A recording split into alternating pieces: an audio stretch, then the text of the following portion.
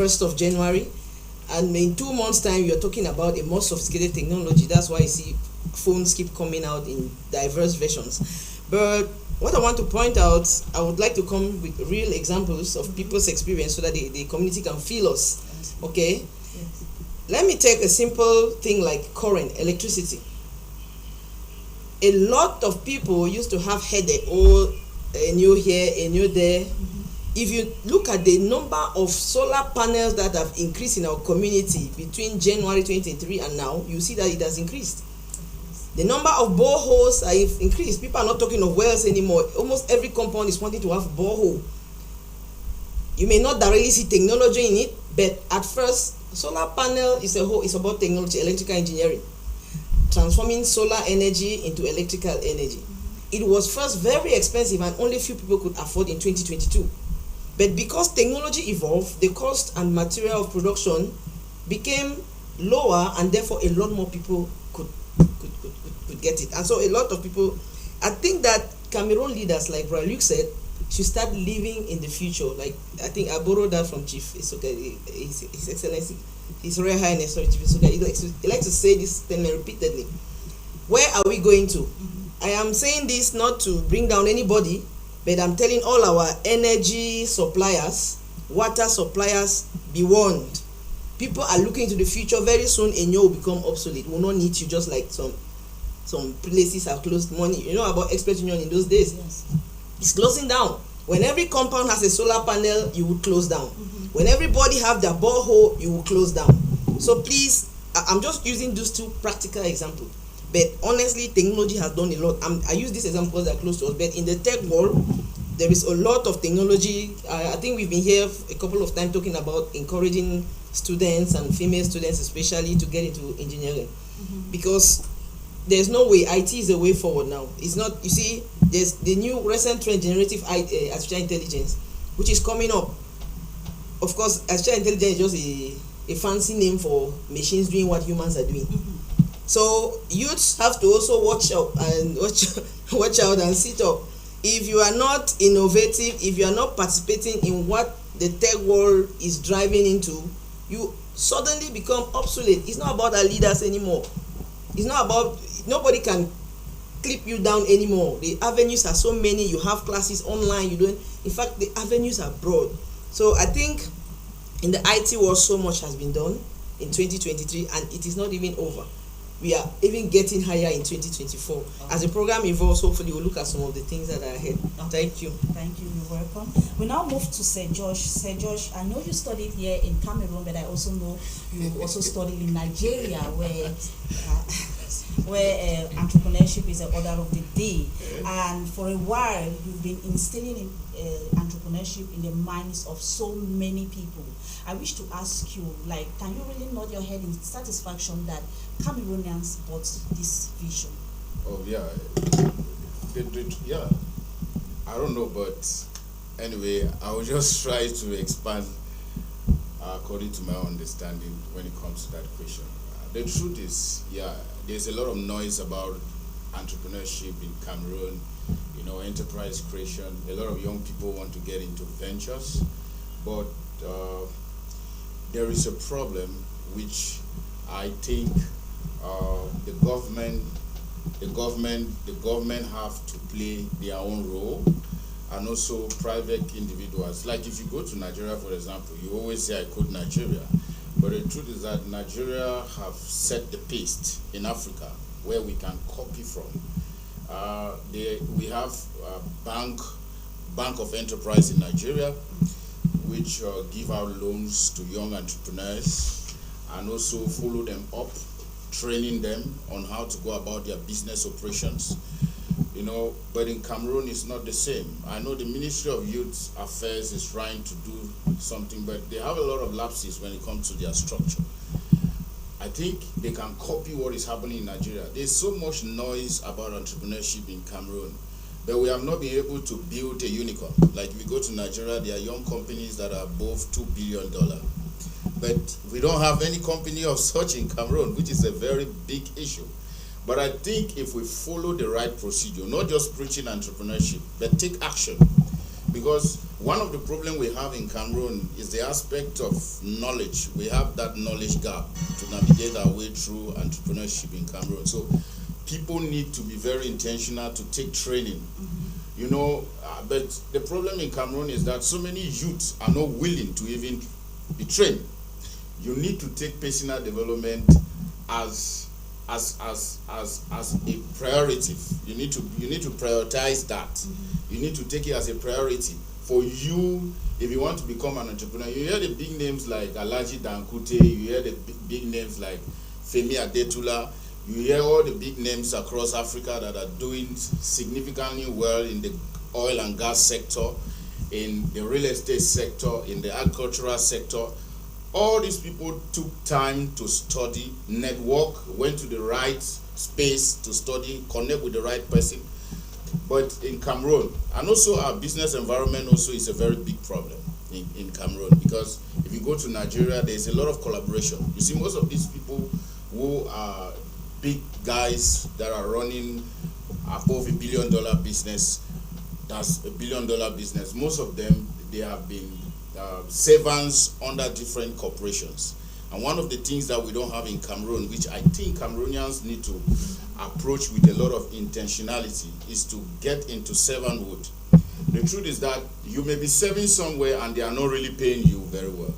But the truth is that the knowledge you get from the place is enough payment for you. You know, you gain a lot of knowledge, you gain a lot of contacts that you can leverage on when you leave that place for your own business. So there are a lot that Cameroonians youth need to understand, and they need to leverage on mentorship. Mentorship is something that you cannot undermine. And I'm not just saying mentor is somebody who have money, because there are a lot of people who have money and they are fools.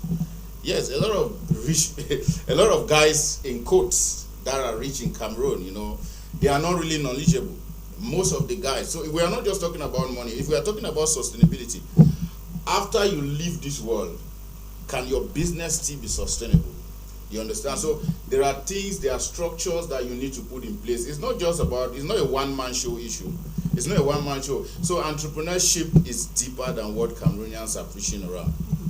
Okay, thank you very much for coming back to you. And coming back to our nation builder, Mr. Musoke, it's 2024, and we wish to find out, what do you intend for the youth this 2024? What are they supposed to do? This is the first day. What are they really supposed to do to start the year? Yes, actually, I already passed a strong message to Cameroonian youths.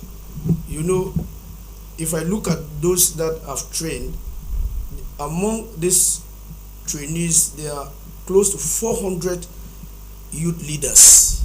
That's persons that are either presidents or executives of universities, or they are leaders of an association, and so on. And one of the things which I told them is that December is the month where those who are late plan for the oncoming year. So anybody who have not yet planned for 2024, know that you are already too late. We are already in 2024. We mean that today, 1st of January, you already should have something in your program that you need to accomplish. Those who are reading the Bible and who wish to read the Bible for 1 year, they already today have read at least close to 14 to 15 chapters of different there are so many Bible reading planners today from different sources. You can choose one and follow it. Today is already gone. We are already, first is already going.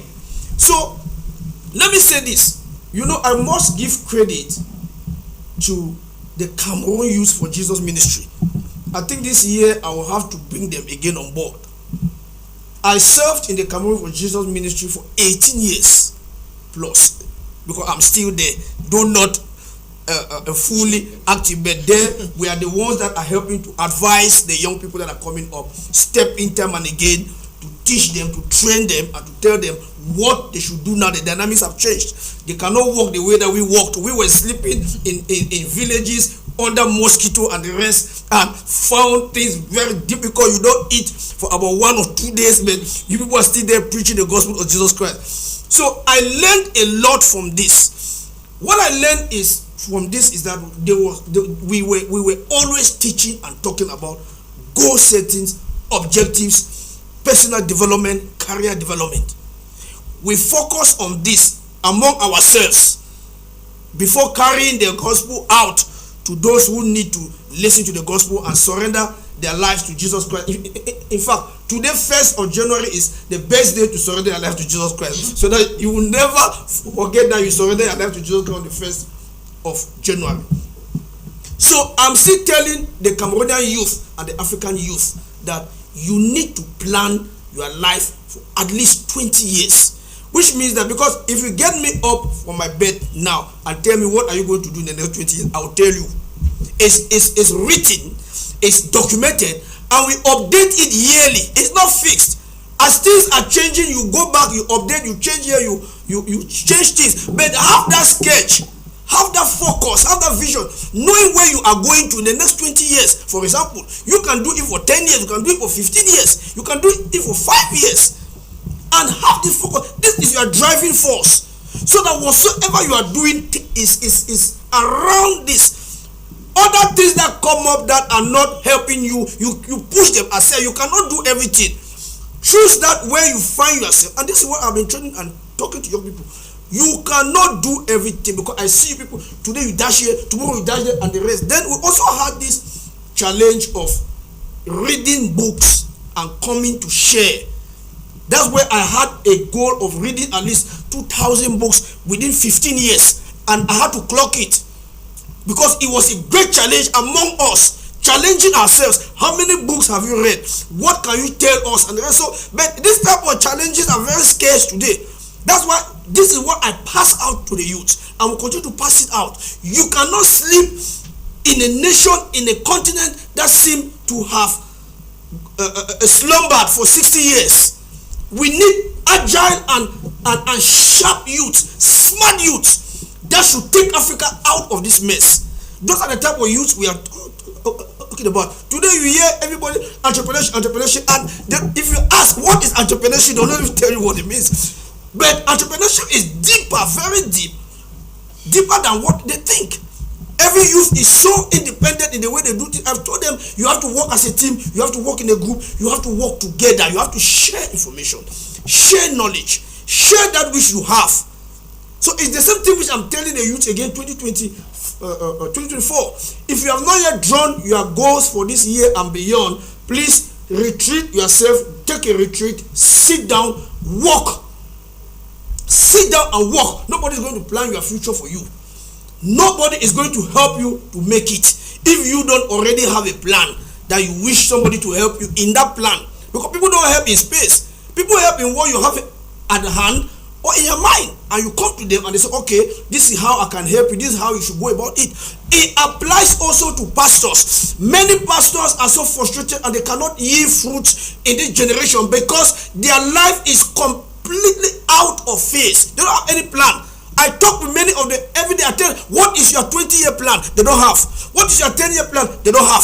They are interested. Now, if you cut tithe and offering from church, many pastors dry or they die. But it's not supposed to be so. They're supposed to plan their life beyond that. Beyond living at the mercies of people's pockets. You should not live at the mercies of people's pockets as a pastor. No. You should be able to be the one to even give to your church and make your church grow, so that people will see you as a model that they can copy. If you are not a model as a pastor or as a bishop or whatsoever, please, you are wasting your time. Because people should not go and be copying models elsewhere and following what else those ones are doing. You should be the first model in your church. And how can you become a model? You have to develop yourself. Going to the Bible school is not enough. Develop yourself, develop your career, become very, very strong in your career in a way that you don't live at the mercies of the pockets of human beings. You should live at the mercies of God, and God is going to expose so many things to you. Please let me not talk too much. Thank you. So much. All right, let me come to you, madam. One of the things I saw when I saw you are a cloud architect, and one of the problems we have in many organizations, they don't know how to manage their data. At times they lose their data and all of that. So how do you plan to really ensure that companies get into cloud technologies, because this is something that they don't get into? I know a few people who are into it, but so many people are not into it, and which I know is something that is good for everybody to get involved in, especially organizations. Yes, unfortunately, most organizations in Cameroon, even though Cameroon is quite advanced when it comes to IT, most of our companies don't seem to buy so much into the cloud idea for now.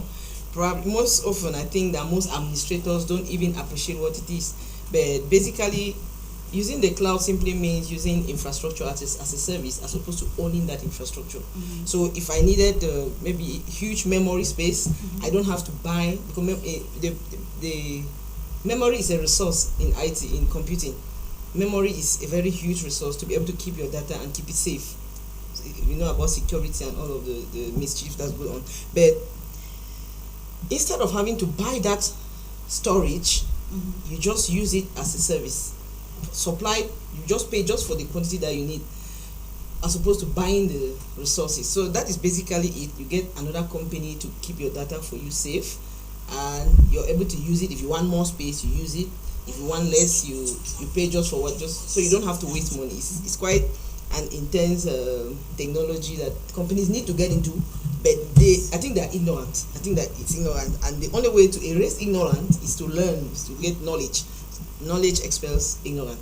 So my advice would be that Cameroonian companies that are still wondering what cloud is and if they should use it, people are already using it and benefiting from it. It's not time to be questioning its usage, and things are only getting better. If you're even going to partner with foreign companies, you discover that you make requirements that need you to have infrastructures in the cloud. So basically that's what the company should know. But again, I want to link it to our topic of the day. If you are, for example, an engineering student who is studying in Cameroon, you want to learn something that's relevant. The lecturer in the classroom can never give you 100%. That is why there is something called a curriculum or a syllabus. If you're writing ordinary level, for example, everything, I think we really have an ignorant problem in Cameroon, which I'm hoping that part of our goals in 2024 will involve eradicating this ignorance. You ask 10 Form 5 students who are going in for GCE if they know the material they will be asked for. All they think of is the notes that they will receive in class. There is already document and past questions circulating in the streets for you to take and study and pass your paper, so it becomes impossible to fail. But they don't even know, and they don't seem to care. Ask an upper student is the same thing. Even at the university, every course has a curriculum, a syllabus from which it is asked. Questions will be asked. So why not take time off to study these things? Why not take time off to find out where it is and have it? And I was just about to propose that. I think we did a lot of things last year for the times I came on Excellent Union. I also want to think that we can form a community, a phone number, not necessarily community, but a few phone numbers that can counsel people. We did a lot of that with Brother Luke. There was a program at the Full Gospel Hall there where a lot of youth gathered and so much impact was done. And so talking about sustainability, how is this carried on? After that program, as we are moving on, can other youths who are coming on in 2024, can they have access to these contact numbers after this program to say, okay, this is me, I want to be engaged in sustainable development in 2024, this is my skill, I have a degree in this, how can Excellent Union help me? So I think that would be a very good platform to expel this ignorance among youth. So I don't know if that answers your question. Okay. All right, thank you. All right. I thought you wanted to give us some plans for next year. Maybe you come later. Yes, let me come All later. right, Sir George, real estate expert and consultant, and I wish to find out this 2024, is it going to help the youth? Is it going to help the Cameroonian population if they get involved? What are your plans for this 2024? Yes, we are not just planning for 2024. We have a 10 years plan as an organization to raise $300 million to invest across Africa. It may sound very big, but 160 Africans live overseas, and they have high-paying jobs, and the remittances that comes to Africa yearly is above $97 billion. And we want to tap into that market so that part of that money, let's say just 5% of that money is shifted into real estate investment across Africa. Because our focus is not just Cameroon as a company. Our focus is to trade within the 52 African nations. And we are introducing what we call fractional real estate ownership, where, like, if we go to countries like Nigeria, there are buildings that goes for like 5-bedroom duplex that go for 150 million. So since we are democratizing real estate ownership across Africa. This stuff have been mystified. People think that it's capital intensive, but knowledge is key. And some of us who have gone ahead to study how the markets work, we want to deploy the right strategy so that our citizens across Africa can own real estate across different countries in Africa in fraction. So if you go to Nigeria, you see houses, or South Africa, you see houses that are 300 million, 150 million. About 15 people can come together and build this property and buy this property under our real estate company, and we manage the entire portfolio, and they are receiving rental income on monthly basis or yearly basis, depending how we structure it as a company. So our vision is to expand across 52 African countries. We don't need to trade with Americans to become billionaires. Just among us African countries alone. Africa is a big continent. Africa is the big thing that is to happen. That's why you see a lot of Americans, France, and so on, most of those advanced countries now, they want to penetrate Africa because Africa is the new big thing to happen. And as a company, we want to build a community of 100,000 realtors. In 10 years, we want to build a community of 100,000 realtors. Those realtors are going to be selling our properties globally. And they are also going to be acting as our investors. So what we want to do, like in Africa, the housing deficit in Africa is above 97 million units. 97 million units. That's a huge market that we can tap into it as a real estate company and make a lot of money out of it. It's not just Cameroon. The world is a global village. You know, it's a global village. So we want to build a community. And now this community will be able to create jobs for our realtors. We've already started a program. People are coming for training every week on Saturday in our office. They are coming for training. We train them, they sell our properties. In the US, if you sell our properties in the US, you have 2.5%. If you sell our properties in the US, you have 2.5%. If you sell our properties in Nigeria, you have 5 to 7% commission if you sell our properties in Nigeria. In Cameroon, if you sell our properties, if it's a property in Cameroon that third party is not involved, which is solely our company, because we also buy and sell, which is solely our company, you make 10%. But if it's a third party property that somebody brought for our company to sell, you make 5 to 7%. So we, like this year coming, we want to start a program across universities in Cameroon called Real Estate on Campus. We want to start catching these young people. We are going to be running a program that we call Real Estate on Campus, and we are also going to run a program we call City, that catch and inspire them young. We want to start a program called City, Catch and Inspire Them Young. So we'll go across Cameroon. City is just going to be specialized on entrepreneurship and leadership. Why Real Estate on Campus is specialized on real estate. We want to start teaching young people to get into wealth creation through real estate investment. You don't need to have 1 million, 10 million to invest in real estate. You can invest in fraction. So we have a land banking investment platform which we are developing, which is called My Next Landvest. It's just specialized in land banking. It's called My Next Landvest, which you invest and you get return at the end of the year. We also have Build for Rental Income Network. It's also a sister company of Crown Host. Build for Rental Income Network. We want to build resort, hotels, event centers, short-let apartment across Africa. We want to build across Africa. That's why I said we want to raise $300 million in 10 years. So every year as a company, we want to raise $30 million. We have already put the strategy in place. Africa, there's money in Africa. People need to trust you. People need to know your track record. And as a company, we have track record. We have what it takes to raise that money. And a lot of things will be going on this coming 2024. God bless you. I'm coming back. Thank you.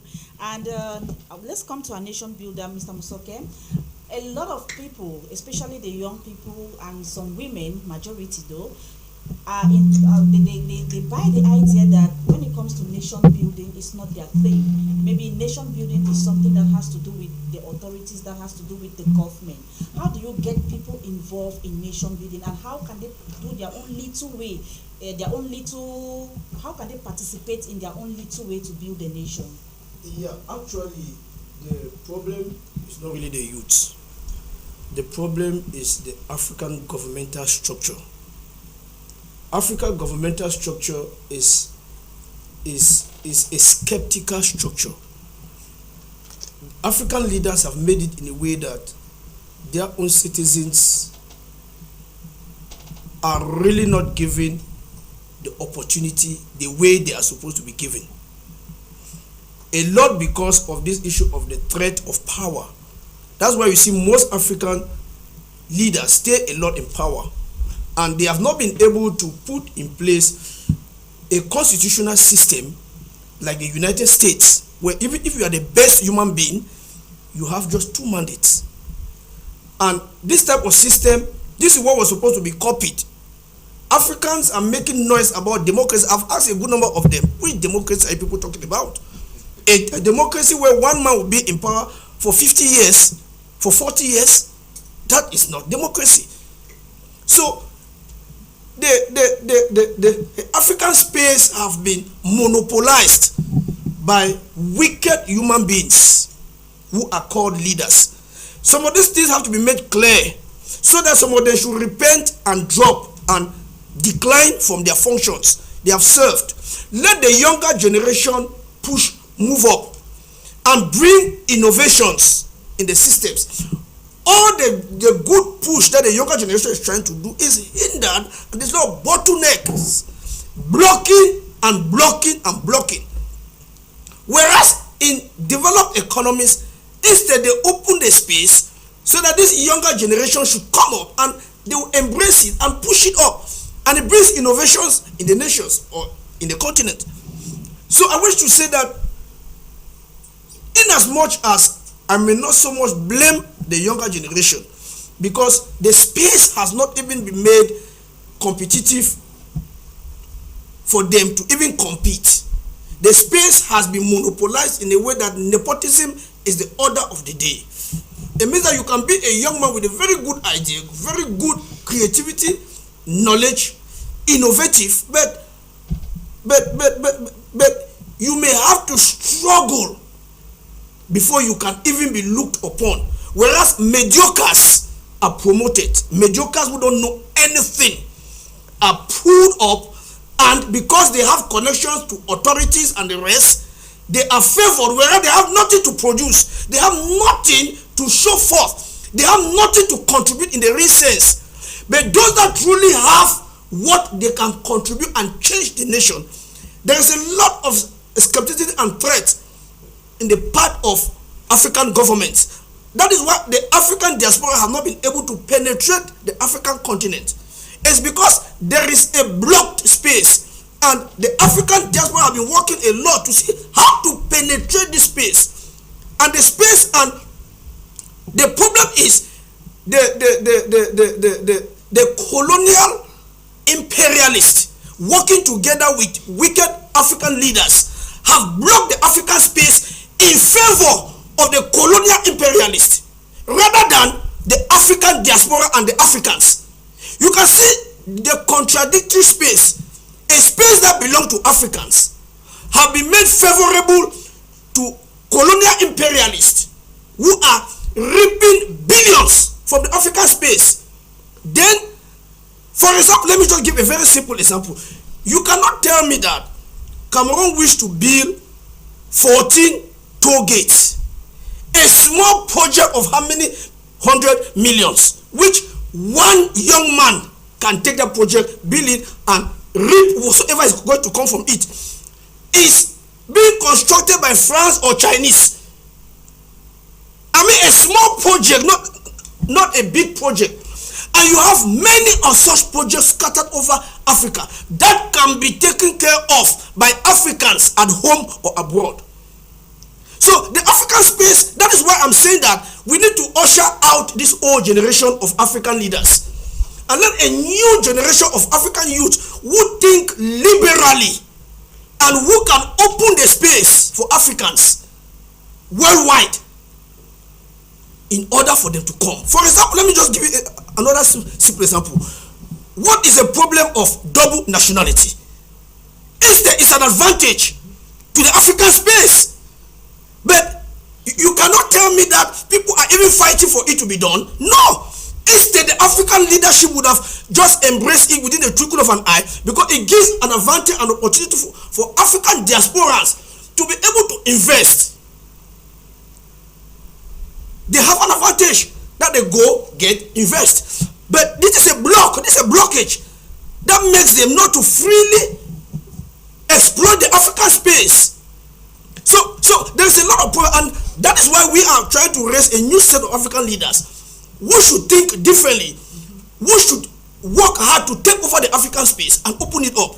The African space is closed and it's for the advantage of, I still repeat, the colonial imperialists who come and take over the government and use huge capital and pay off in the detriment of the African citizens who are scattered all over the world. It's a big problem. So that's why African youth will have to work hard. They have to work harder, because it will not be easy to crack off the already established stronghold and monster that is in the African space, which is being fueled by the colonial imperialists at the disadvantage of the African youth and the African diasporans. So it's a very big fight, but Africans must live up to the fight and take over their continent from the hands of these monsters scattered all over the world, backed by colonial imperialists. Please let me not talk much again. Thank you, because I was about to really short, but you yes. already answered the question, because Okay. when you said the environment is not favorable, the older generation has to be ushered out before. I wanted to ask, so the African youth should just sit and, like what most of them are doing, the blame game attitude, and just sit and just watch it? No, it's a big fight. It's a big fight, okay, and that fight must be fought by African young visionaries. People have, and as he is saying, the issue of actually getting capital, this foreign remittances that come yearly is a big source of income that could be properly managed and harnessed, and it will be used properly to take over the African space. But let me say that Africans have a big fight. I mean, African youths and African diasporas, they should not think that it will be given to them, because the imperialists, the colonial imperialists, are fighting. Because it's a lucrative space, as he said, it's a very lucrative space which could not be easily let go by the colonial imperialists. So Africa should not think that it will be given to them. No, they have to fight and take it. When I talk here of fight, I'm talking here of intellectual fight, professional fight. They should be up to the task and take over through wisdom. You also permit me, Yes. to go back to one of the things Mr. Musoke mentioned, like you said, if they want to build about 20 toll gates, they bring people from China and all of that. You also bear with me that here in Africa, in Cameroon, in Boya, we've seen so many projects given to our Cameroonians, given to elites, given to people, and nothing is done about it. They just do something fishy, No, the money. no, please don't count projects that are given to CPDM thieves. Don't count such projects, please. No, yes, no, I'm saying that don't count projects that are given to CPDM thieves. That's why I'm being specific now. Don't count projects that are given to CPDM thieves. Count projects that are given to liberal nation builders who wish to build their nation. Don't count projects that have strings attached to CPDM corruption. Those are not things we should count. Well, before you even receive the bundle to carry on that project, it has been slashed to a minimal amount. everything has been left through the bureaucratic chain. Then what you receive now, people see a huge face value of a project, but what you receive is about 1/10 of that face value. What can you do? That's why I'm talking about the corrupt CPDM chain linked projects. Those are not the type of project we are talking about. Free projects where somebody gets it from source, and if he doesn't carry it out well, you can blame him. But you cannot blame somebody that a project is 10 billion. Then what finally enters your hand is 2 billion.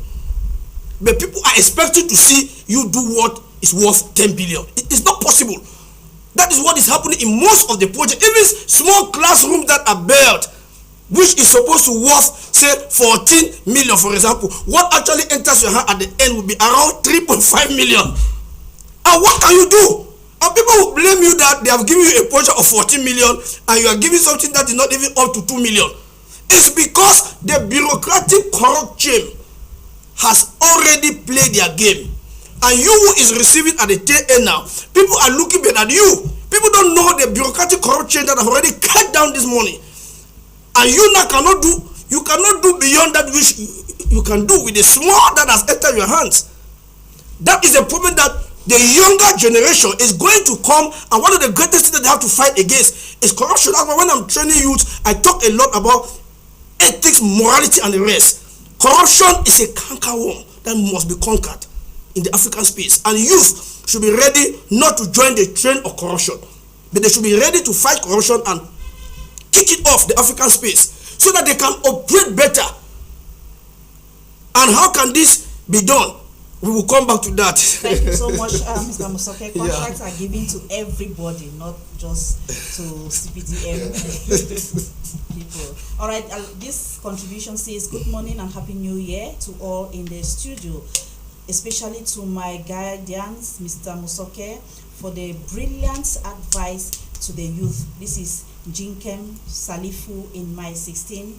Happy New Year, Mr. Salifu, and to your wife and also to your children, especially the young footballer. There was 1 year for you, madam. Let me see. Okay, it says, good morning, Hi TV, nice program. I wish to find out from the lady talking about technology. We usually put our items on WhatsApp to sell, but recently things are not going as before. Is there another means we can use technology to sell our items? Is coming from Mary. Mary is texting us from Bokwango.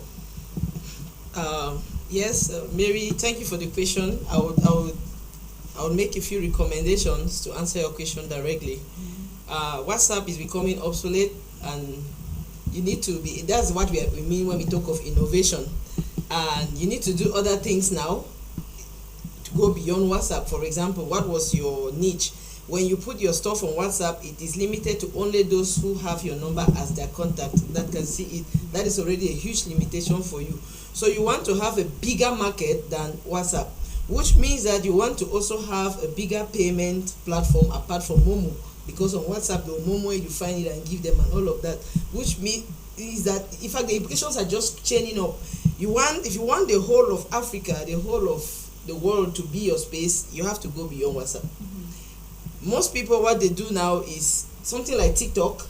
TikTok is not limited to every. In fact, the way it is everybody that you follow. You can go up and follow so many people. As you follow them, and then they start following you back, they start seeing your market. But what people do now is that they have a website. Okay. When you have a website, everybody in the world can see whatever you're selling. Let me give you an example. If you had 10 contacts on WhatsApp, when you put a WhatsApp, when you do a website, your space will not just be 10, it will be like 10,000, because the number of people that can access that site has just automatically increased. You don't need to be in your contact. They just need to find a link anywhere for anybody, random person's address or access, and they just click on it and they get to you. So you have to build up again, go beyond WhatsApp. You can do TikTok for adverts, not really for those products, for adverts. You can go on all this Twitter, Instagram, Facebook, but I would advise you get a website. Get an IT person to build a website for you. It will cost you a little amount of money, but the profit you make from your goods that you're selling are far, far better or bigger than the token you get for hosting the website. While Mr. Msoke was talking, this thing came to my mind. Immediately he started talking about projects. I tried to ask why the street light that was once at Malingo and a checkpoint stopped, and the stories I got was interesting. About the biddings, those who came to do it, and all this idea, this corrupt idea of cutting off the money before it reaches the person who is actually doing the task. And it bothered me a lot because we have a lot of intelligence. As a lecturer, I've seen brains, I've seen intelligence. In fact, Cameroonians are intelligent naturally. An average Cameroonian, somebody who has a past degree in Cameroon, when you send them abroad, you see them excelling. Because our curriculums are different. We are a bit stressed. Our brains are strained. So when they go out there, they really excel. So I'm thinking that, I agree with him that we have a lot of resources. And youth should not just fold their arm and do the blame game and say, okay, these people are caging me down. That's why IT is here. So talking about the plan for 2024, as a community leader, as an educationist, a trainer, I think that most youths lack information. Like this lady who just asked, she's just been informed. She could get your contact or get mine for future interaction. I could even recommend another youth who would do her a perfect website for less. That is information. So the major thing that youths lack is information, and they are satisfied with their claim that the older generation that should pass away is blocking them. Please, you should not be satisfied. Try to get, there are many YouTube, I know of, I don't know if you've heard of Wonder Prep. It's an upcoming tech company. It teaches youth how to use YouTube to get money, YouTube to make videos and stuff that will bring them money, how to work online. So those are skills that if youth have, you not waste, you go and buy an iPhone for $350 and you think that it's just for doing Snapchat and stuff. No, you can even use it to make money wherever you are. Where is the politician or the elderly person who will come and stop you from using YouTube? Where is the politician who will come and stop you for attending classes for free on Coursera? Where is he? It is not possible. That is why every youth must be involved in this tech stuff. When you are achieving things online, no corrupt leader anywhere can stop you. You find your scholarship, you apply for it neatly, you find your opportunities, you do it neatly. You and that company whose website you're working on, they don't have the access to come and stop you. And that's why we are becoming really unstoppable. I know that in the future, it's just a matter of time. The government is going to definitely try to cut down on this, because you hear already African countries crying of a brain drain. But you can't really stop these youths. If you cannot give them what they need, they are going to fight and get what they need to have. And it is not only in your country. The world has become a global village. Information is everywhere. So unfortunately, unless our leaders change their mindset to start making the place comfortable, this brain drain will just continue. So in 2024, one of the projects we're having in mind is trying to get information to youth. I've spoken of Wonder Prep. It's a tech company that is already coming up so strong. I hope sometime we'll have to invite them here to dish out the skills to our youth. We also have there's this company, it's kind of an NGO, it's called Open Dreams. Yeah, Open Dreams, I know about it because I started creating some contacts to help some of my students too. Any ordinary level student who has 27 over 33 points, advanced level student who has 20 and above points, they help you to find a good scholarship. And they prefer those who are under, those who don't have the money. So if you're already rich and I can afford, they will not work with you. That's information that many people don't even know. And we have those people with those brilliant points sitting at home and crying that there's nothing for them to do. Whereas there are opportunities like this. If you Google Open Dream, you see how many people that have Cameroonian that are sponsored abroad and who are coming back. And the challenge they have is what Luke is saying. Trying to bring back what you have learned to cause change in the community, and you are being shunned because you have refused to give 50% of the project money to one big gun somewhere. All of that is really disturbing. As we are saying these things, I don't think that the leaders who are listening to us should focus on criticizing. Find out where the smoke is coming from and try to stop it in your own small corner. Together we can change this country and we can be better. Thank you. You're welcome. Sir George, you mentioned something about training every Saturday because, we have a lot of people out there, they are expecting different results, but they keep doing the same things. So I just wish you to emphasize or tell the people about the training, where they can get it, and also to find out, is it for everybody? And if they come there, what should they be expecting? Yes, I think real estate is for everybody because every sector in the economy depends on real estate. Like I always tell people, most of all the economy around the world is built on real estate. All the economies around the world is built on real estate. Like the 2008 financial crash in the world happened because a real estate company did a wrong investment. It shut down the entire global economy. It was not a tech company. It was not a normal bank. It was a real estate bank in America. It was a real estate bank in America. Just because the bank had issue, it shut down the entire economy of the world. The entire economy of the world had issue. So every economy is built on real estate. And every sector in the world depends on real estate. Entertainment depends on real estate. What is hosting you here is real estate. IT depends on real estate. You understand? Where you put your servers and all the rest is in a space that have been constructed as real estate. The transportation sector is real estate. Real estate is the only sector that helps you to create wealth, to build wealth, to retain wealth, and to sustain wealth. I always quote this example of one of there's one guy, there's one big businessman in Cameroon here who is running an insurance company, one of the frontline insurance company in Cameroon. I won't mention the name. They really had issues that they had to wind up. And what brought that company back on board was their real estate investment. He had to go and liquidate some of his assets. And he liquidated those assets in billions and came back, injected that money into his investment, and the company bounced back. Real estate over the years have been proven that it's the only sector, is the only investment that can retain your wealth, can retain it for generations. Like I heard of the story of a lady. She was born in 1974. The grandfather owned a real estate. The grandfather bought a lot of real estate in Nigeria, in Lagos.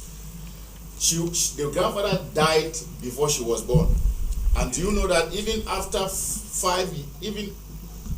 she has grown up to 30-something years, she was still receiving rental income from her grandfather's investment. Her own portion was coming. After the mother have received, her own portion was still coming. So it's a transgenerational investment.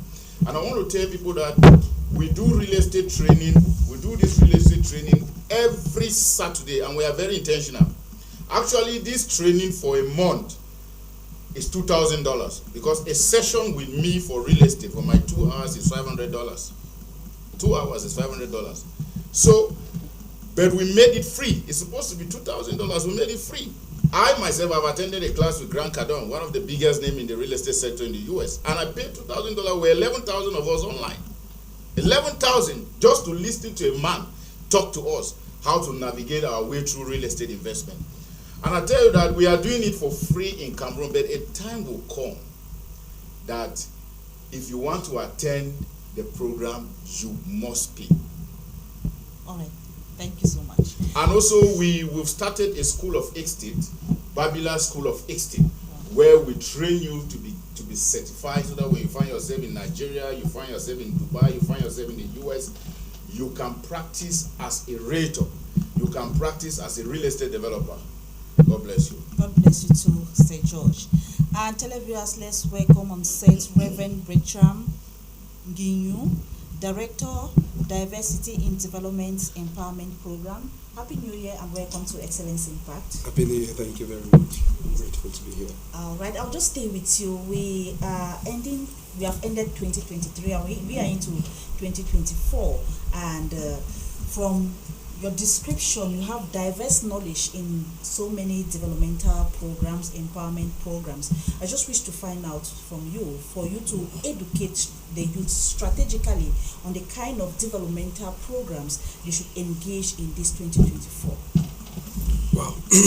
Thank you very much for the opportunity. Once again, I'm grateful to be part of the talk. I haven't been through a lot as far as development is concerned for the past years, starting company, starting career, going through school. There's a lot that the youth have to offer. And the time of youthfulness is full of so much energy. And the youth can get engaged in quite much along the time of their youthfulness because of their strength. At older age, you have to start doing more specification.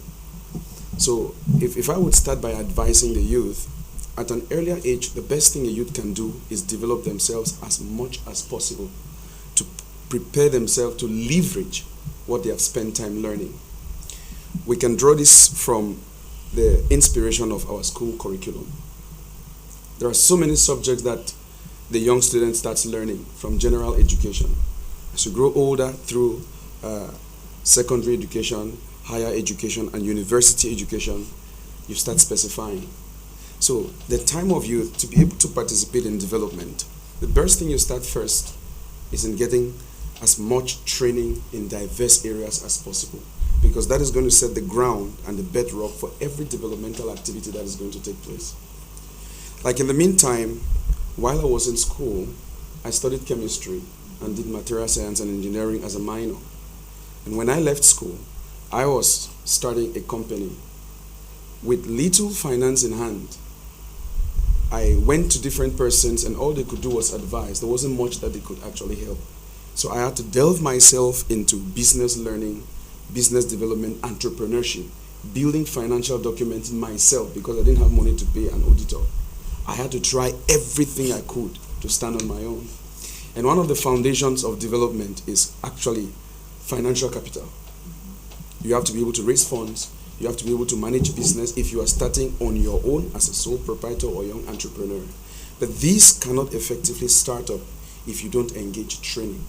So like Sir George was saying, one of the first things the youth must focus on, the young Cameroonian must focus on, is on practical training on the areas of skill or areas of interest or the areas of their gifting.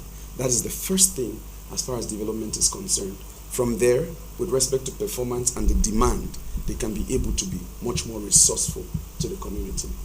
All right, thank you. Madam, I'll quickly come to you. There's this worry about green technology. I was reading and I came across it because a lot of disasters, natural disasters are happening, especially even here in Buea, we had floods, we had people lost their lives. And in terms of technology, a lot of things, as technology is evolving, that is how some of things too are being destroyed. So green technology, is it going to be part of this 2024?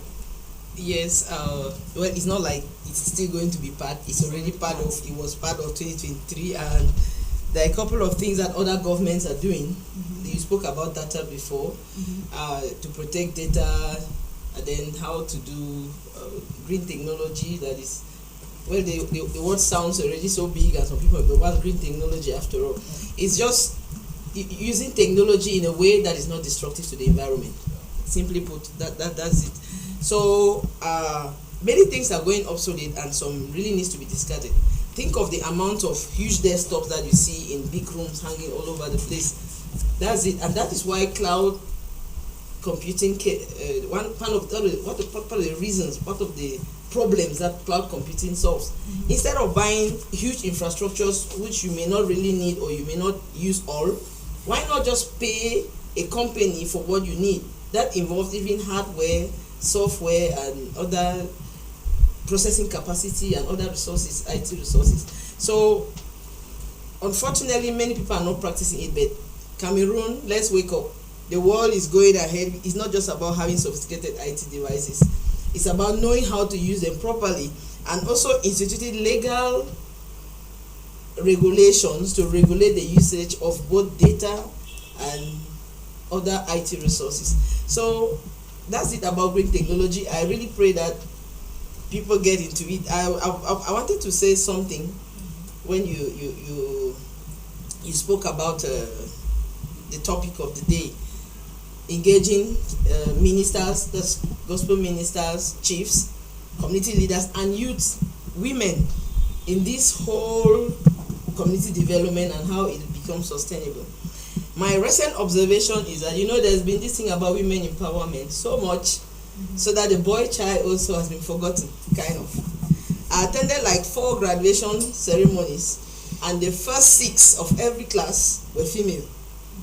I mean, I stood, like you go to Form 1, the first 6 are girls. Form 2, the first 6. I'm talking about top-notch schools. And I'm asking, is it that we have really forgotten the boy, that they're not motivated, that they're now just sitting and saying, well, let the ladies take over?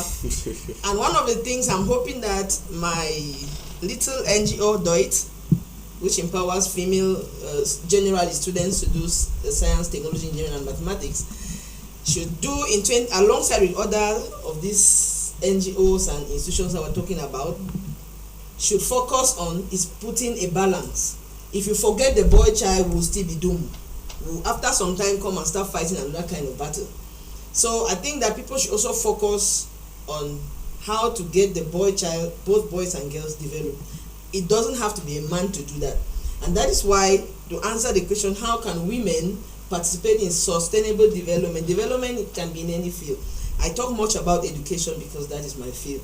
And learning is part of those things that every community needs. It must not be a classroom setting. The learning that takes place in the community is quite huge through seminars and workshops and practice and projects and stuff like that. We really hope that this 2024 there will be that kind of balance, both at the level of, if you're a school teacher and you're listening to us in your classroom, don't forget one gender, please. There has to be a bias. If you are running projects, make sure everybody is involved. But to talk about how women can involve in community development, there are certain things that for a long time women really don't do. We use the most expensive phones, of course, bought to us by our husbands and men, but we don't maximize the usage of that phone. When they're talking about community development, just think of a woman who comes out and starts a technology to transform maybe sweet potato into flour. There's small things like that. It must not be some big company that starts. I'm saying so because once we have gone into the field and seen a lot of things that people do and they are quiet. Another recommendation I'm giving is that for us to do better at excellent impact, we need feedback. We have done an evaluation here, yes, but it would be nice if you texted or wrote or came up to the TV house and said, look, I was just an average student lost in 2022. After listening to your program, this is me, CEO of my company that has 2 branches now. That testimony is enough to get somebody up from slumber. But unfortunately, I don't know, there's this self-centered thing where you just, as you make it, you just be going. We don't focus on feedback. Feedback, for every other company should be designed to hear feedback. That is one of the main ways that we get better is only when we get feedback. So we hope that in this 2024, a lot of those feedback will come so that we can do better.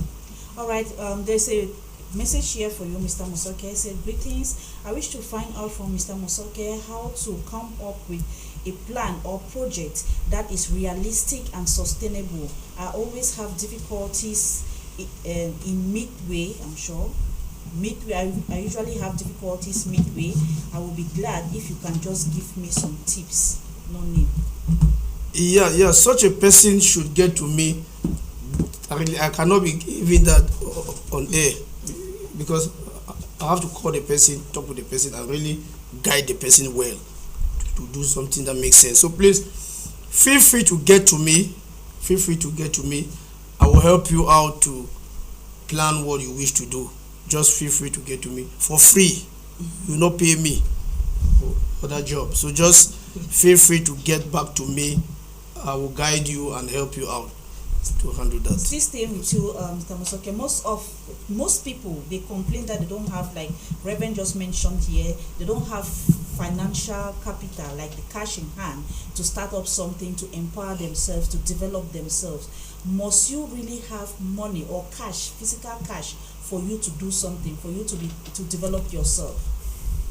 No, you must not necessarily have physical cash to develop yourself, but you need it in order to carry on some major activities. What I mean is that you need to first of all develop yourself, and there are a lot of online resources that are very cheap and some are very free that you can maximize with the little that you have. First of all, develop yourself, because many youth don't wish to develop themselves. Go and develop yourself in real estate, in IT, and whatsoever. Develop yourself first. Then you can also eventually develop your career. It is when you are develop yourself, develop your career. In the course of doing that, you even see the strategies on how to raise funds, on how to connect with those who are investing in projects of different nature. So I'm helping a lot of Cameroonian youths to not to look at their future to depend a lot on money or cash. No, look at how you can develop yourself with the free or the very low cost resources that are available, which you can afford. Thereafter, you will be able to move up the ladder. You cannot start by thinking that you need a lot of money to develop. I said, no. You should start with the little you have, and also go in a lot on free resources. And there are a lot of free seminars and conferences that are organized today that youths don't pay. Most of you don't attend, but you wait that such things have passed. Then you are now sitting back to ask such questions. But nevertheless, we will still help you with the question that you have asked. Yes. No, I'm saying that many youths, when we call up conferences and the rest, they don't come. But most of them get this information, but they sit at home and wait to come after. So please, we will have so many conferences in the year 2024, this year like this, so many of them, because we wish to make the space, to saturate the space with knowledge that youth need. So we will have a lot of conferences and seminars, even in schools. So that is why I'm saying that young people, you don't need cash in order to build yourself, but you need to maximize the low cost resources that are available or that are made available to you. They are all online. I've studied a lot of things that have empowered me over the years online, and you don't need a lot of money to go online and get resources. But those that you must pay a lot of money for, now you may keep those ones aside and go for the ones that may give you similar knowledge, but that are virtually free, and learn. Then the issue of having capital, because so many youths have asked me, how can you start a business with that kind of thing? I say no. There are so many types of capital. First of all, you yourself, you are supposed to be a capital, a human resource capital. It means you yourself, you are supposed to be well prepared, well developed, so that you yourself, you are capital before you are talking about the other types of capital. Are you yourself a capital first? They don't know this. So I've made some of these points clear to them. They say, hey, yes, let us develop ourselves first. Start with the first thing, the other things will follow. Thank you. Yeah. I'll stay with you. Then please I'm sorry. She was saying something about tech, because I said I will help youth on how to go about it in this type of space. The solution is go tech-wise. Because when you go tech-wise, governmental interventions are limited or they are restricted.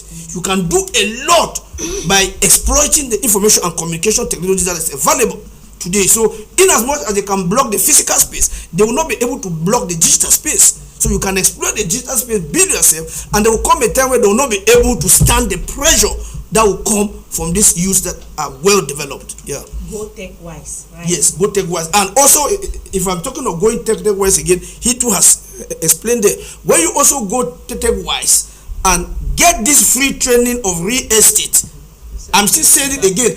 Somebody is training people for free every Saturday, and you sit at home. You should rush and get it, because tomorrow when he will say that one training is $500, people will be crying that they don't have money. But now that is free, they are sitting at home. To come and ask you a question when you are upset. And you didn't even mention the time on Saturday. Just said Saturday. Okay, thank you. Yes, very briefly, please. I'll just share one of the testimonies. I wanted to share two testimonies of youth who did not have capital in answer to that question. So there is this young guy. He was a student in GBHS Bamenda, of course, from school, but not all the names.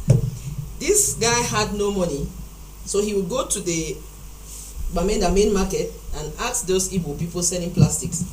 I say, if I sell 50 plastic buckets, how much would you give me? So the man would say, okay, maybe if you sell 50, I can give you the money for 3 buckets. And so he would take the bucket, go around Old Town. If you know Bamenda very well, go around Old Town, pass and come back. By the end of the day, he had sold 50, sometimes 100. And that is how this guy raised money. To cut the long story short, since we don't have time, this guy raised capital from himself. Very smart guy. He was in a government school. He was admitted in UB, got a degree in mathematics, and today he's in Belgium. Wow. Thank you. That's a summary of the story. Okay. So sometimes you can make yourself the capital. There's so many things that that can happen. Thank you. Okay. Let me come to Reverend. Reverend, I want you to talk to the youth or to the Cameroonian population about modern and transformative entrepreneurship. Wow. Modern and transformative entrepreneurship. That's really broad. So if I have to discuss on that, we have to summarize really much. Please. Because why not yet on air? I was listening to Dr. Musoke when he spoke about the micro projects. I also listened to Madame Sue when she spoke of the youth action and education. All of this has a lot to do as far as the modern entrepreneurship is concerned. And if you look at what has been expressed, we are moving to the age of the Internet of Things.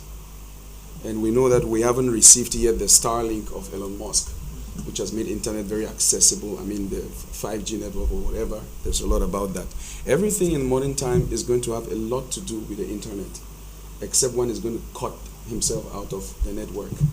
And when we talk about network, many youth think that network is about having mobile data on your phone, or your phone not having network.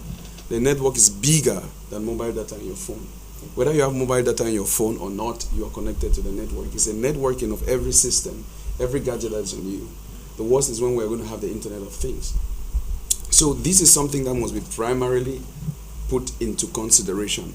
And I want to say, as far as the Cameroon perspective is concerned, a wise man advised that the West have invested a lot in technology.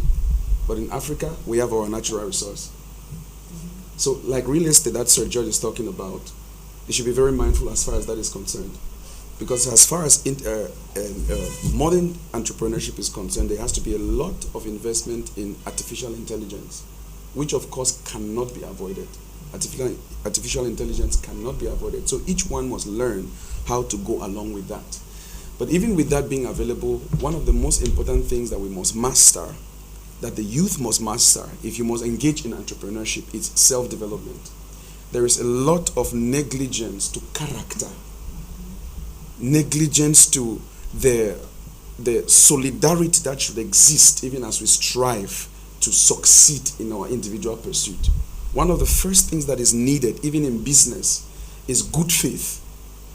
And character is needed expediently if a youth must invest in entrepreneurship. That's self-development, and they must mind mentorship. Whether you like it or not, even if you are trying to pave a new way, it must be from an old inspiration. Mentorship is very, very important. The third, as far as this self-training and development is concerned, like Dr. Museka spoke about, improving your value. You must add your value day by day. We see that. Consultancy is very, very important, and that's what they are offering. Dr. Musoke is offering consultancy in project development. So George is offering consultancy in real estate. This education is all about the consultancy. And I'm sure that's why he was paying very dearly in America for a 2-hour conference or a 2-hour talk. That's consultancy. It's very costly. And they must open themselves. If you're a youth and you're about to engage in entrepreneurship, you must open yourself. Even if your inspiration is yours and you think that you are the ogre of your idea, you must open up to consultancy. Because no matter what you do, it is linked to other fields as far as development is concerned. The next thing you must mind as far as entrepreneurship is concerned is you must give into prayer and meditation. Whether you like it or not, man is spirit. You are a spirit being and you are engaged in physical activity. You must take care of your spiritual well-being before you engage in physical things. Otherwise, it's so easy to lose the way along the line. Now, the third thing I'm going to speak, and speaking summarily, is on networking. every youth engaging in entrepreneurship should be able to build a network of people, important people, and important things that matter to whatever they are becoming entrepreneur in. No matter how you succeed in business, you will face storm. It is your network that will save you. No matter how you, whether in politics, in every field of life, you must build a network. In fact, your body itself is a system of organs. So there must be a network. You must build a network required for the sustenance of your operation as an entrepreneur and your developmental quest. There must be a support system. The fourth thing that every youth engaging in entrepreneurship must understand is financial intelligence. And since we are always complaining about the capital to start up, even those who have started up to scale, there's always that need of additional capital. Because sometimes you start a business, instead of gaining from the business, you discover that you still have to add.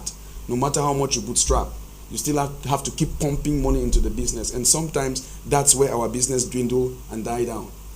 And oftentimes when you start business, you want to feed from the business. That's impossible. You can't grow the business by feeding from the business at startup. So there is the necessity to learn strategic fundraising.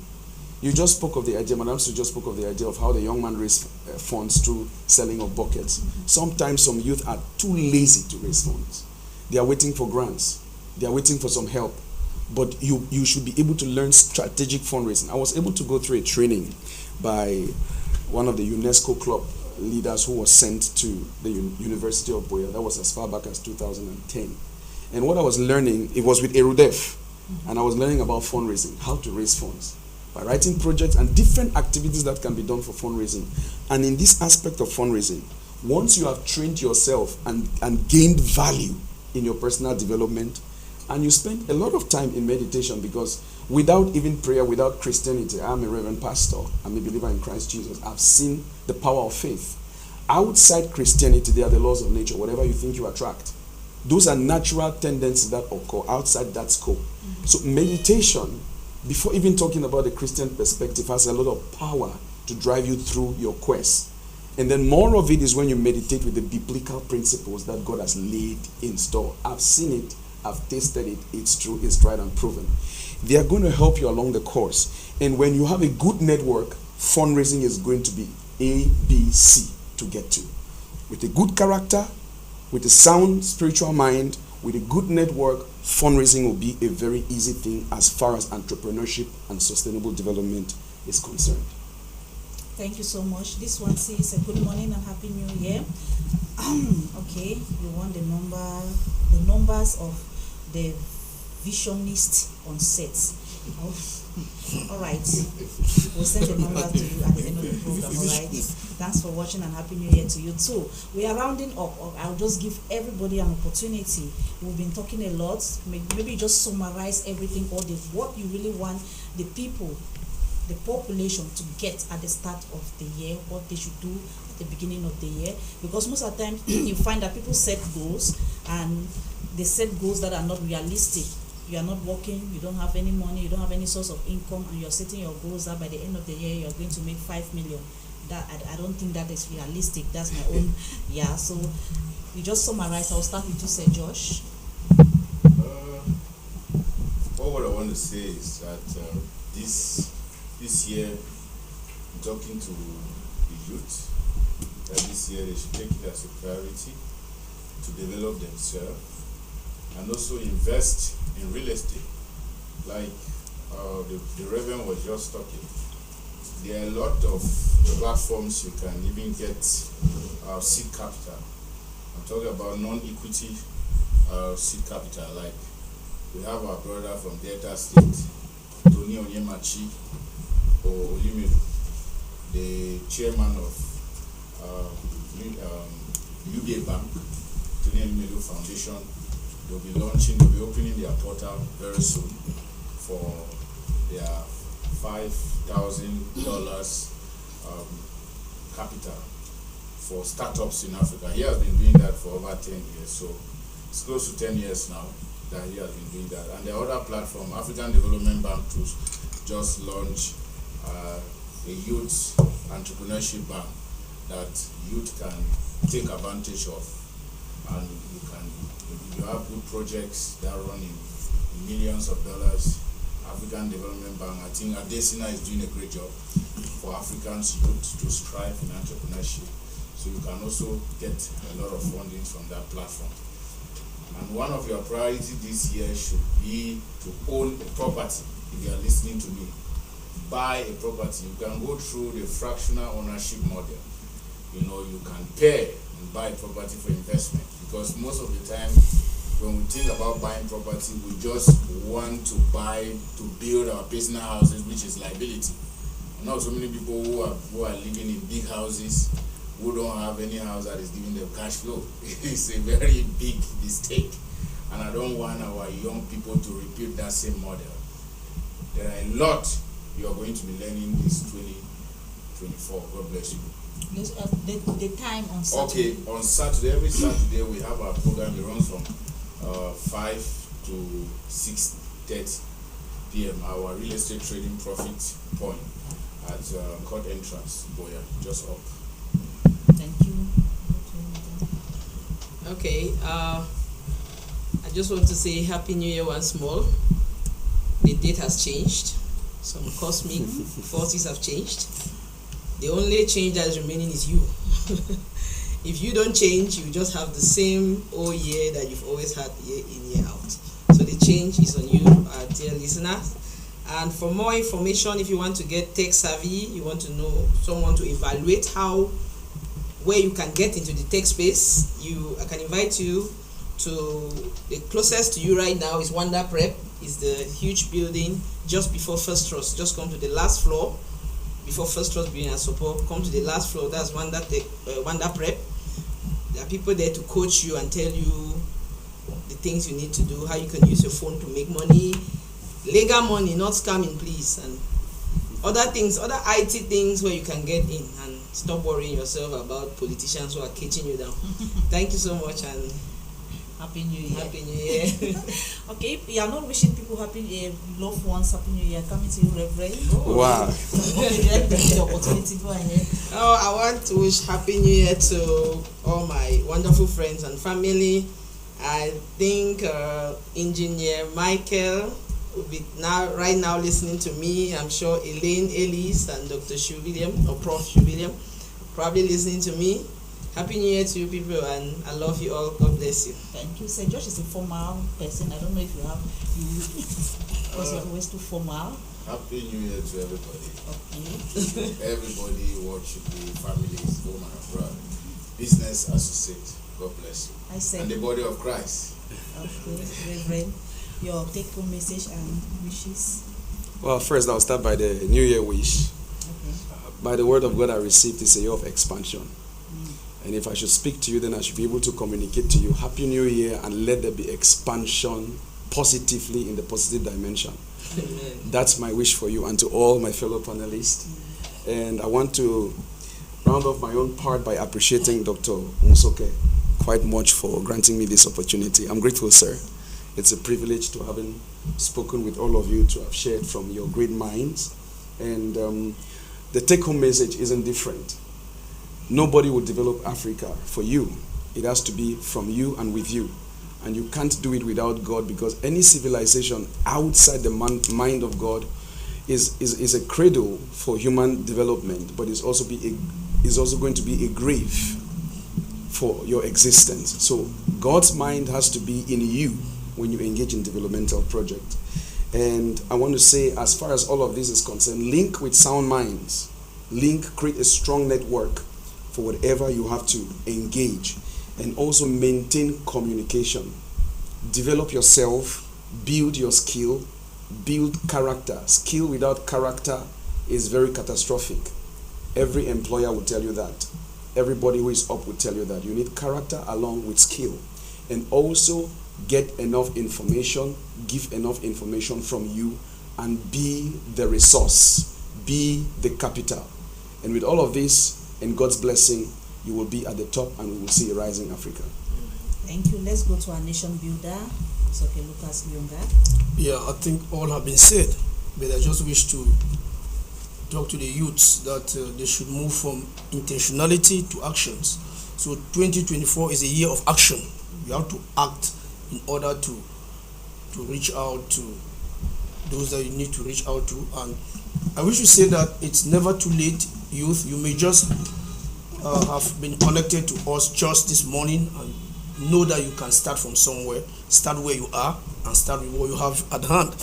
And I just wish to say that we are doing a lot of trainings. A good number of them are very free. Some of them, you are not really paying as such, but you just do a little registration and we continue to train you. Yes, I was talking to some youths somewhere when I was training them, and I told them that for me, 1 hour is more than 500,000 francs that you need to pay me for 1 hour. They shouted. I said, yes, because you are getting it for free here. I did not get it for free. I spent a lot of money to get a lot of things that you are getting here now for free. So permit me to say that 2024 has been launched, and one day is already going off. It's a leap year, and you have 366 days, as we all know. Happy New Year to each and everyone that has seen 2024. Happy New Year to you, and keep your families at home. Let them relax at home, but they can go out to also get ice cream and the rest, as some people take out their children to go and give them ice cream. We are very happy as Excellence Union International Group. We are intentional, and this is a year of action, and we'll be having a lot of seminars this year.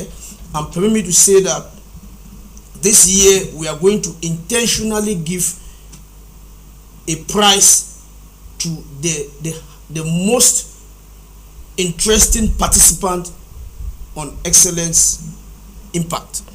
Take note, we did not have the quiz today. We had it last week. In 2024, we'll have the quiz every Monday. And again, you know that if you have the answer correctly, you'll be murmured at the spot. We will not tell you to go and wait. You murmur you. So when you are giving your answer. So please, we did not have the quiz today, but know that as from next week, we'll be having the quiz. We will resume, and you will be able to participate in the quiz. And the questions for 2024 will be very, very technical questions. But know that if you have the answer correctly, one word, you have the distance. So Happy New Year to High TV. Happy New Year to all High TV staff, wherever you are. And Happy New Year to the management of High TV. Happy New Year to all Cameroonians. Happy New Year to the President of the Republic. We must not forget him. We have to pray for him. He's a human being like all Cameroonians. So we say Happy New Year to the Republic of Cameroon. Happy New Year to all men of God. Happy New Year to our respective families. Happy New Year to my wife. Let me not leave you out and come home and hear that you did not wish me Happy New Year. So my wife, my precious wife, Happy New Year to you. Happy New Year to all my children, and Happy New Year to the University of Buea. Thank you so much. You're welcome. Let me just give you some seconds. Okay. Thank you very much, Rito. I want to advise each person that is watching this broadcast. Please, it's going to do you very much good. The people that are speaking to you, they are very, very resourceful. You will not need to write any applications. It will be very important for you to send in your contacts so that for every training that is involved, you can be informed and invited without stress. There's training on youth empowerment. There's training on everything that I've spoken. As far as I'm concerned, diversity and development, my organization, there's training for women empowerment, just like Madame Sue. There is also training in youth entrepreneurship and community development, and quite much. So with all of this that is offered to you, this is the best time you can send in your contact and request to be informed, and don't miss out. This is the best thing I can leave. All right, thank you, Reverend. I would say that the way you start the year matters, okay? Make sure you start on a good footing and do some positive things, and also develop yourself that I've been saying here on set. And that's how we saw it. I wish our founding fathers of High Television, the three founding pillars of High Television, Eno Humphrey Ayok, William Azamo, Emaweda. We want to thank you, all the staff of High Television. Really wish to thank you for the opportunity you've given all of us. So we wish you happy New Year. Also Happy New Year. Special one goes to this very powerful lady. She has been working the whole 2023. She has ended 2023 and into 2024. Claudine, okay, thankful Claudine. She's very strong and powerful. We also, High TV also really appreciate you for all that you've been doing to the house. And Happy New Year to my family, my dad, Josh Likier, to the Likiers family, the Likokers family, and to everybody out there, to all High TV viewers, happy New Year. Stay blessed and stay safe.